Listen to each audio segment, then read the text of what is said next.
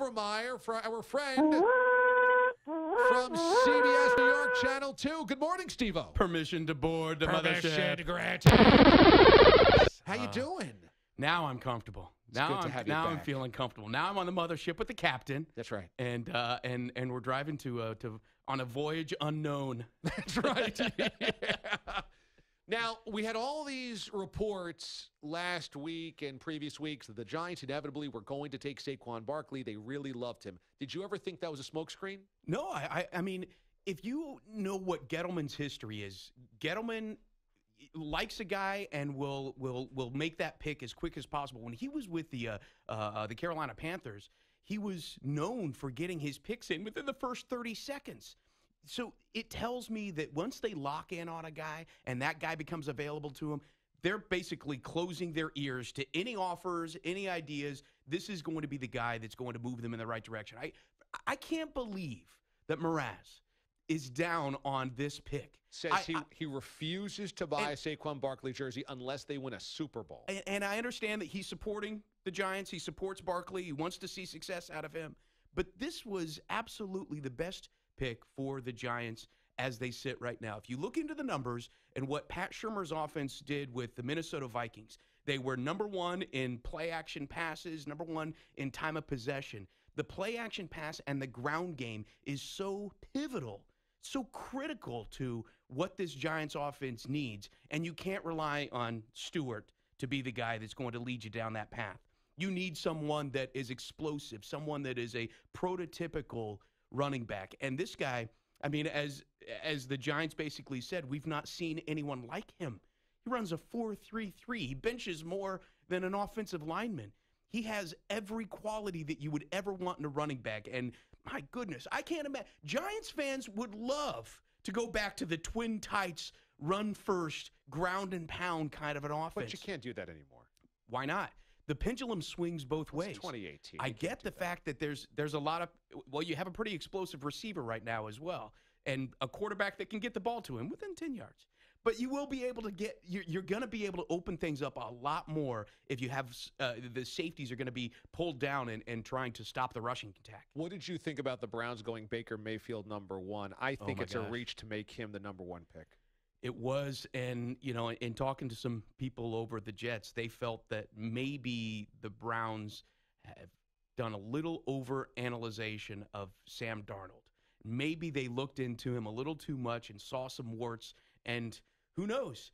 Maybe the fact that all of this media attention on Baker Mayfield to the Jets in the past couple of weeks started to get their minds going, well, have we really done enough research on this Baker Mayfield kid? Overthinking the pick, you think? They might have overthought that pick. But you know what?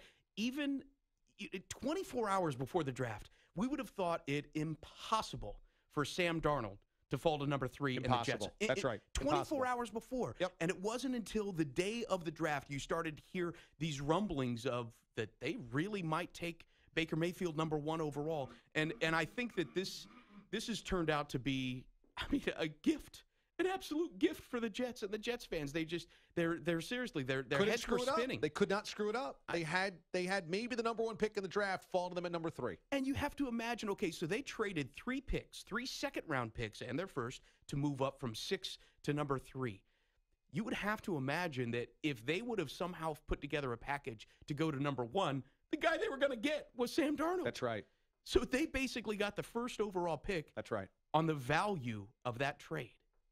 Yes, and I got to say, I think the Jets' pick of Sam Darnold will look better and better with every creaky INT that Eli Manning throws over the next season or two, because I think he's only declining, and it's going to happen at the same stadium, and Darnold's going to start ascending, and Eli's going to start crumbling. Well, what happens if, again, they lean on the ground game a lot more than they do the passing Well, they attack? can do that, but it doesn't matter. Eli is 37 going on 47. It's over for him. He's toast. I wouldn't say it's over for him.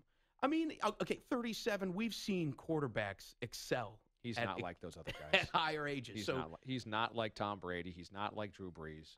Those guys are surgeons from an aerial perspective. Those guys, their accuracy with their arms, their precision with their passes means everything. And even Drew Brees took a step back. Tom Brady should not be the barometer that people say, well, see, you can play to your 40s. He's already on borrowed time, Eli. It's only going to get worse. Well, that front office there obviously had a grade on Eli. I mean, they did their research. They knew what the guy was, and they were all in on this guy. And I don't think it was just from management and upper management and the Maras and the Tisches telling them that, we need to appease Eli Manning. Pat Shurmur wants to win.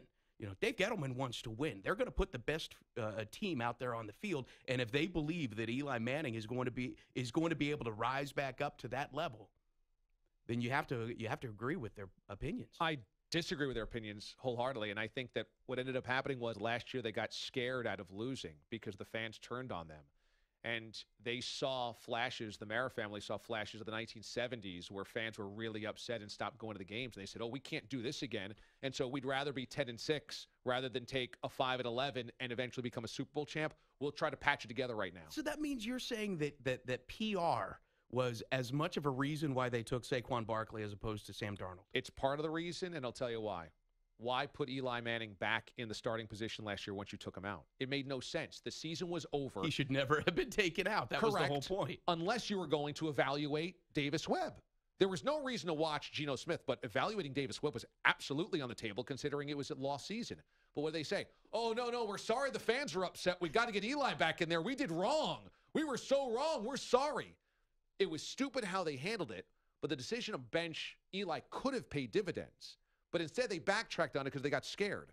They have a long list of season ticket holders. They've always filled up that stadium. They got PSLs. They got luxury suites. And fans said, you know what? We hate you guys now. And they got gunshot. Do you know what this season would have been like for you guys, Mraz, if Sam Darnold was the backup quarterback for Eli Manning? What would the 17 weeks of New York media pressuring the Giants to put Sam Darnold, entire conversation, not draft the whole your year franchise quarterback because you're worried about the media fallout? I get that, but you have no idea what's going to be available in the future draft. You also want to win right now. This is a win-now league. The last thing you want to be is middling. And if you continue to, if you add a quarterback at this point, the team is essentially the same team that you saw last year. I think, though, I would go against your argument and say you don't want to be middling, which is why you draft a quarterback now instead of trying to piece it together with a running back. You want the great quarterback 5 years from now. And sit through another 3-win season. Who cares? Who cares? You have to try to get great. You can't try to just piece together 9 and 7. I agree. You have to get great. And it sounds like they believe that they're going to get great with a premier, possibly gold jacket running back. Well, look, if they drafted a Hall of Fame running back, you cannot argue no matter what happens at quarterback. I totally agree with that. But I think that they got scared off last year. Other points on the draft from round 1 last night is Steve Overmyer from CBS Channel 2 joins us here in studio. What do you think about the Patriots not taking a quarterback in round 1 and using 2 picks? I thought if they had 2 picks in the first, they definitely were going to take a first-round draft pick for a quarterback and passed on Lamar Jackson twice. I really thought that Lamar Jackson was going to end up with the Patriots. It did surprise me that he wasn't there. I don't know. I'm really not. I'm kind of baffled at the Belichick draft. Took a running back. Year in and year out, we sit there and we scratch our heads at what the Patriots do in the draft, and we say, who is this guy? How did they pick this guy? And every year they come up with 13 wins. So their measuring criteria, whatever their metrics are in figuring out which players fit best with this team, clearly it's working. I mean, I can't question any of their picks anymore because they always seem to work out. What do you think about the tweets from Josh Allen from high school? They're racially insensitive because they use the N-word. They were rap lyrics that he was tweeting out, but clearly showed an immature young man in high school. But they are high school. 5-6 years later, do we hold that against him? Is that enough to make you wonder about him as a leader maybe inside the locker room? I think, first off, I would imagine every team in the NFL knew about this. You can't have done your research on the guy and not have gone back to that point and seen what those old tweets were just to get his thoughts. Shouldn't his agent or somebody have scrubbed the Twitter feed? Yeah, well, you would think. So they were still there. Is that right? I guess so. That's like how they were found the other day, right? They were still there. It's amazing. So, but I think that most of these teams, if they would have just heard that he apologized or that this was, he took responsibility for his actions. I think that was enough for him. And clearly it didn't hurt his draft status one bit. Do you think the Browns browned last night in terms of blowing both those picks, or you trust them? No. You can't trust them, I guess. That sounds stupid. I mean, I can't believe that. I would imagine, imagine the paper that was handed in for the draft day was Baker Mayfield or what was it? Nobody else? Is that what was in the movie? No, yeah.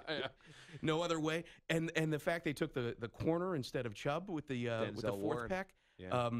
Again, this is the Browns. They are the Browns for a reason. I just want to say that I love the Miami Dolphins taking Minkah Fitzpatrick where they did at number 11. I thought that maybe if Josh Rosen slipped to them at number 11, they would take him to be the heir apparent. I don't want to say to Ryan Tannehill because it never felt like Tannehill has really been all that entrenched as the starting quarterback. But when Rosen went 10 to the Cardinals, I love that they grabbed Minkah Fitzpatrick. I think he's the best defensive secondary player in this draft. I know Denzel Ward went number 4. I think that's way too high for him.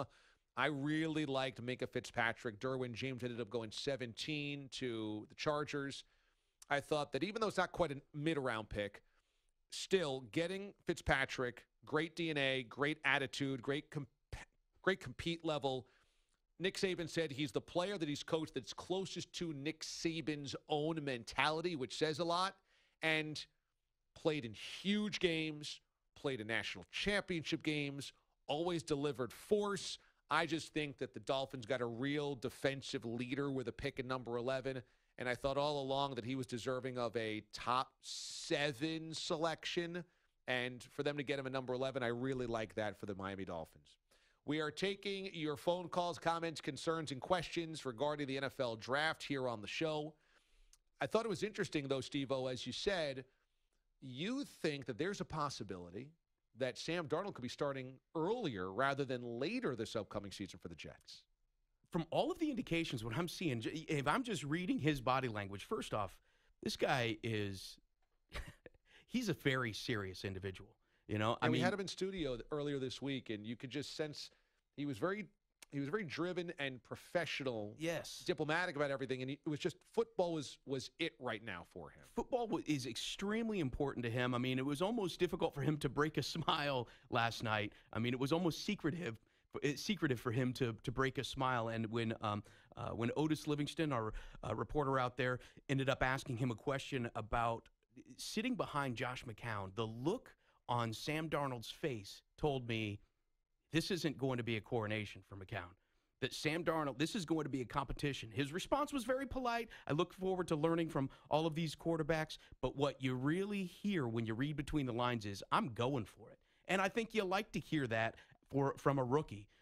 And the possibility of him starting the first week of the season, it's not out of the question.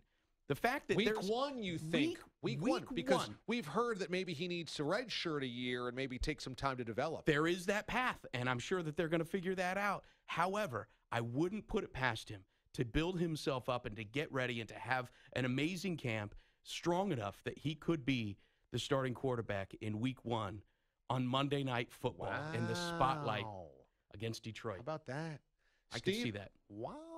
Steve-O joins us on CBS Sports Radio's 1460 in New York. And you can also call us up at 855-212-4227, brought to you by Geico. Everybody, there's a quick way you could save money switching to Geico. Do you need homeowners, renters, or motorcycle insurance too? Get it all. Geico.com. Good morning, Steve.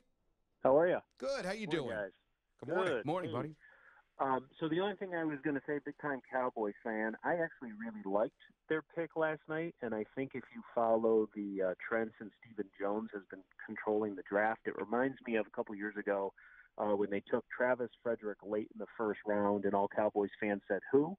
And I bet that there's a ton of teams that would do anything to have a center of his caliber. So I really like that they're taking a need versus – reaching for a top wide receiver, which I don't think they really need if you think of the way Dak plays offense. But I think if you look at last year and Sean Lee's absence, how valuable that middle linebacker position is. So now if you get to complement him beside Jalen Smith and Sean Lee, the defense has always been an Achilles heel for the Cowboys. And if you got the Eagles getting better. The Giants obviously picking who they picked. I really like the pick and think that they'll look back in years and think that they got a steal in the first round. So leave it up to you guys, but I was very happy as a Cowboys fan, contrary to many Cowboys fans, that I really liked the pick last night. I tend to agree with you, Steve. I think since Stephen Jones has taken over from Jerry, his old man, the drafts have been much more sensible, much more reasonable, and have gone non-sexy. And sometimes in the draft, you need non-sexy. And they built that offensive line. As you said, the Travis Frederick draft pick ended up paying huge dividends. I like Leighton Vander Esch coming out of Boise State as a guy that had really good value around there in the late teens, early 20s. And the fact that they didn't go splashy there, I think, once again shows that it's Stephen Jones in the room whose voice is important instead of Jerry. I did think they could go after a wide receiver. I thought DJ Moore was the best wide receiver in the draft. So had they taken DJ Moore at 19, I know Cowboys fans would have been happy. They do need wide receiver help, but I was totally fine with Vander Esch. And again, the Cowboys going with a non-sexy pick. I thought that I just thought the funniest storyline of that whole thing was prior to the draft, which, by the way, is being held in Dallas. Right before that pick, you saw Drew Pearson and Michael Irvin, the 88 crew, minus Des Bryant, by the way. Yeah, was not allowed back in the building. Right. Was out there pounding their chest, and they wanted a receiver, and it sounded like the entire room wanted a receiver as well. How gutsy was it for them to pass on the receiver and go with the linebacker? But, as Steve said there, you got to like what they're going to do there. I mean, you got to like what he's going to bring to that defense right alongside Lee. Now, they give up a first-round draft pick next year to get him. And you say, boy, you give up a first-round draft pick for a guy from UT San Antonio, a team called the Roadrunners. You're going to give up a first-round draft pick. But I agree with Sean Payton because he goes, well, what's our first-round draft pick next year? He goes, we hope that it's late 20s, early 30s. We hope it's at the end of the first round. If they win the Super Bowl, it's number 32. And I think about how we view, and I'd like to get your take on this, Overmyer, on what's worthy of going to get your guy. Because we say, well, the Bills gave up a number one for Sammy Watkins. That blew up in their face. Or the Cowboys built a dynasty because the Vikings needed Herschel Walker. That blew up in the Vikings' face. And, all these things, RG3 trade blew up in their face. Nobody ever says, yeah, can you believe the Eagles gave up a 1, a 2, a 3, and a 4 to go get Carson Wentz? Because it wouldn't have mattered if they gave up 10 number ones. Right. I see Lamar Jackson get drafted by the Baltimore Ravens last night. And the Baltimore Ravens gave up a 2 and a 4. And they might have given up 2 2s, if you guys can check that for me. I think the Ravens gave up 2 2s and a 4 to move up for Lamar Jackson. Nobody said, oh, my God, they gave up so much. No, it's the next quarterback. And so, well, you got to give up what you got to give up. If Marcus Davenport turns into a Pro Bowler, giving up a first-round draft pick next year, especially if you're trying to win a Super Bowl now because it's Drew Brees' time, I think if you're going to get the guy you really love and he turns into a Pro Bowler, it kind of doesn't matter what the price is. That's the thing is, we really can't evaluate these drafts until a couple of years down the road. At this point now, we're evaluating the 2015 draft, the 2016 draft. So it was 2 2s and a 4 to move up to get Lamar Jackson. That's what it took to get him up. Just to move up to number 32. So if Lamar Jackson turns into their starting quarterback, that's clearly not too heavy of a price. Oh, absolutely not. These guys, these front offices treat their picks like they're pieces of gold. Totally. But those pieces of gold are all potential. They're all based on what you believe as a coaching staff you're going to be able to build that guy into. Exactly. They're all this cubic isn't a zirconia. computer program that you just plug the guy in and he becomes the player you expect him to be. But you've seen teams reach for guys like that. They want to grab a guy that's a big splash guy, a guy that has extra speed, a guy that's got more strength than everyone else. But how is he going to fit into the program? And secondly, and maybe most importantly, do you have the coaching staff to develop this guy? So if you believe that you've got the coaching staff and the D-line coaching, the coach that's going to be able to push Davenport into the player that you will expect him to be, absolutely it's worth it. I love the idea of trading up. When you trade up for a guy, that is showing such a level of confidence in that player that I would imagine that would raise his confidence level as well. And as we know in the NFL, the difference between being a player in the NFL and not being a player in the NFL is a lot of it is confidence. A lot of it is how you feel about yourself. The players, the physical attributes are all going to be there for a lot of the guys. But how hard are you going to work and how much do you believe in yourself?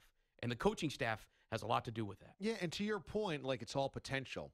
Everybody's got a basket of gold rocks. But right now, they're just rocks painted gold. Yeah. You've got to hope that those gold rocks, one or two of them, turn into real gold. Right. Actually are real gold. And so, we can't trade away a 1. We can't trade away 2 2s. Oh, my God, the Jets spent so much capital to move up just 3 slots. Well, those picks don't mean anything if they don't turn into actual really good football players. Doesn't matter what you have. It's just concept. I can never understand the philosophy of why we don't see more players getting traded on draft day. Fair point. I would love to. I've got a known commodity here in player X. Right. He may be 27 years old. He may be getting ready to become a free agent at the end of this year. He's worthy of any first-round pick or a second-round pick, whatever value you want to ascribe to it. I would love to see more current players being dealt on draft day because, they're known commodities. That's a good point. And you wonder why. It's because these general managers all view draft picks as like their investment, their baby. So it's like, okay, instead of taking somebody else's investment, we'll give you the money. What does your smarts tell you? Who would you rather What's your have? instinct Who would you rather have? And they're going to totally go that way. Well, of course. Value that. Because they believe they can build this guy up from the ground up. Or that they're smarter than everybody else. Yeah, of course. Ego, pride, that takes a lot into account. Absolutely. But what would you rather have, a third-round pick or Martavis Bryant? Well, I think that's a little tough because Martavis Bryant's attitude is a disaster, and he wanted out. But if you're telling me I get the player that is Martavis Bryant without, those athletic abilities, yes, he's absolutely a third-round talent, no doubt about it. That's what I'm saying. I think that I loved seeing the Martavis Bryant trade last night, and I'd like to see that spark more deals on maybe the second day here. Coach Depot tweets, DA, about to hit the road, heading to Fort Wayne, Indiana to coach some youth soccer. How do you think of Washington's pick of Deron Payne at 13th in the draft? I like it, but I usually lean towards big bodies in the middle. I love when those guys are awarded and rewarded because I think they're so vital to what happens in the NFL. Guys on the interior of defensive lines make the exterior defensive linemen, the linebackers, the pass rushers, the edge benders, as they say, a billion times more valuable. It's very hard, very, very hard for Von Miller to get off without Derek Wolfe on the interior doing what he needs to do. It's really hard for Ray Lewis or Terrell Suggs or a number of other pass rushers that the Ravens have had without Haloti Ngata doing what he does in the middle, which is why the Dolphins spend so much money on Ndamukong Suh. The problem was Suh was never properly motivated with all that money to be the man, that he had to still do the dirty work. That's not how he's wired. But the big boys in the middle, they make the out guys on the outside a lot of money. And so I like investing in those guys in the middle, and I think Deron Payne's a really good one. You're clogging up the middle. You're opening things up to the outside. And let's be honest, if you watch the NFL these days, it is a speed game, and a lot of rushing plays are going to the outside. You're not seeing a lot of things happen in the middle because everybody wants every play to go for a touchdown, and it doesn't happen from pounding it in the middle. So the more that you can clog up the middle and keep them pushed to the outside, it makes things a little easier for the defense because they're just in attack mode the entire time. Dixieland Dan tweets, DA, I'm dying over here. Mraz isn't going to have to do cardio today after that rant. He was huffing and puffing like he just ran 3 miles being chased by a pack of starving wolves. Greatest rant in 2 years. Mraz, how are you feeling after your Giants rant? Just annoyed. I'm annoyed. I want to just go outside, have my chicken salad, and just get on with my weekend and focus on Yankee baseball because I've had it with this football team. So you actually will eat chicken salad today. I would think that today is like a really bad food day. That's what I brought with me. I got a little apple I'm munching on now. But let's be honest. When I get home, the wheels are falling off. This is going to be a gluttonous night, and that's the end of it.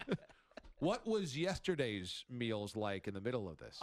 We had pulled chicken, mac and cheese, taco dip, buffalo chicken dip, and then I could tell you about a half an hour or so after the Barkley pick, I had a full-size black and white shake from the ice cream man that came around because I wasn't letting him spin around and not drown my sorrows. Wow. How does ice cream taste when it's sautéed with some tears? Does that make it taste a little better? Watch it, Overmyer. Watch it. It was waffle cones on me. It was still delicious. So pulled chicken, and then you went vanilla chocolate shake. Yeah, a total mix, and it wasn't good. Wife wasn't happy when I came in huffing and puffing. I had to sleep in the other room last night. It was a bad scene. Why? Why were you huffing and puffing? Because I was annoyed. I just was mumbling under my breath when I went to lay down. She told me I need to get a life. I said, this is my life. And I slept in the other room last night. So the night ended well. Yeah, exactly. You could just imagine Mraz in buffalo chicken stained Zubaz coming back in. He's got vanilla shake dribbling down his chin, and his wife goes, "You got to get a life." He goes, "This is my life." That is, I'm telling you, that's a short film right there. I want a documentary follow Sean Mraz around a little bit. On draft day alone would be worthy of entertainment, my friend. That's Emmy Award winning. So good. Steve Overmyer, award-winning sportscaster for CBS Channel 2 here in New York, joining us on the show. Check him out on Twitter at Overmyer TV. Always good to see you, bud. Love being in here, man. Thanks so much for having me, brother. Always a pleasure.